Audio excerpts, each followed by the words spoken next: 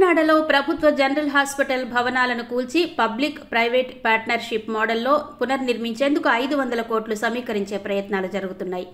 దీనికోసం కార్పొరేట్ సంస్థల సహకారం పొందేందుకు అధికారులు ప్రయత్నిస్తున్నారు.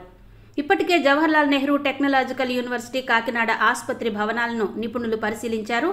అవి మరమ్మతులకు పనికిరావని, పూర్తిగా కూల్చి కొత్తగా నిర్మించాల్సిన అవసరం ఉందని వారు సూచించారు. ఈ నేపథ్యంలో జిల్లా కలెక్టర్ ఎస్ శాన్మోహన్ రాష్ట్ర ప్రభుత్వానికి సమగ్ర ప్రణాళికను సమర్పించారు. సీఎం చంద్రబాబు నాయుడుకు చేసిన ప్రజెంటేషన్లో ఆసుపత్రిని తిరిగి నిర్మించాల్సిన అవసరాన్ని వివరించారు. ఉత్తరప్రదేశ్లోని వారణాసిలో టాటా గ్రూప్ నిర్మించిన 500 బెడ్ల ఆసుపత్రిని ఉదాహరణగా చూపించారు. కాకినాడలో వేల కోట్ల వ్యాపారం చేసే oil and natural gas corporation, Reliance వంటి కార్పొరేట్ సంస్థల నుంచి నిధులు సమీకరించే అవకాశం ఉందని తెలిపారు. కాకినాడ జీజీహెచ్ మేజర్గా ఇటీవల తూర్పు, పశ్చిమ గోదావరి జిల్లాల 5 జిల్లాలకు వైద్య సేవల్ని అందిస్తోంది.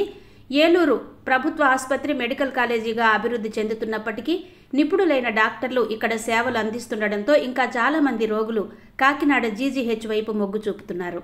ఈ ఆసుపత్రి 1940ల నుంచి 1960ల మధ్య నిర్మించారు. మొత్తం 7.50 లక్షల చదరపు అడుగుల నిర్మాణ విస్తీర్ణంలో 22.95 ఎకరాల్లో 45 భవనాలున్నాయి. ఇందులో 1961లో నిర్మించిన 2 ప్రధాన భవనాలు పూర్తిగా పాడుబడిన స్థితిలో ఉన్నాయి. వాటిని కూల్చి తిరిగి నిర్మించాల్సిన అవసరం ఉంది.